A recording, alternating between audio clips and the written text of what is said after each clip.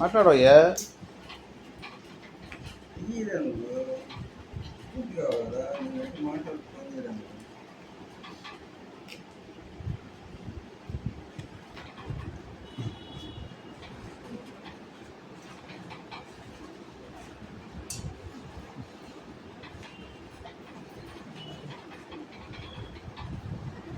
లక్ష్మీ నృసింహాయ మహాజలారా, మన హైందవ సాంప్రదాయం ఎంతో విశిష్టమైనది.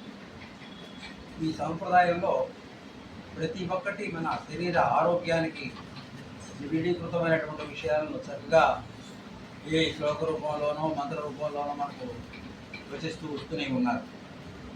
ఆ క్రమంలో ఆరోగ్య విషయంలో, ముఖ్యంగా వంటలు భోజనములు అనేటువంటి విషయంలో కూడా చక్కనైనటువంటి విశ్లేషణలు జరిగి ఉన్నాయి. మనం ఏ విధంగా వంట చేసుకోవాలి, దానికి శుచి మడి అనేటువంటి పద్ధతులు, మనం ఉపయోగించేటువంటి పాత్రలు, మనం తినేటువంటి భోజనం చేసేటువంటి ఆకులు మొదలైన వాటిలన్నింటిలో కూడా శ్రేష్టతలు మనకు తెలియజేస్తూనే ఉన్నాయి. అలాంటి క్రమంలో ఈ మోదుగాకులు అనేటువంటివి చాలా విశిష్టమైనవిగా మన పెద్దవాళ్ళు చెప్తూ ఉన్నారు.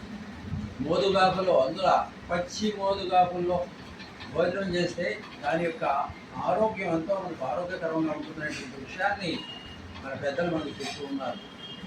అందులో కూడా దీనికి మోదుగాకు ఆషాఢం అనేటువంటి పేరు కూడా ఉన్నది. మరి ఆషాఢ మాసం అనే దానికి ప్రతీకగా ఈ మోదుగు చెట్లన్నీ కూడా ఆషాఢ మాసంలో బాగా చిగిర్చి మంచి ఆకులతో పూలతో మనకు కనిపిస్తూ ఉంటాయి.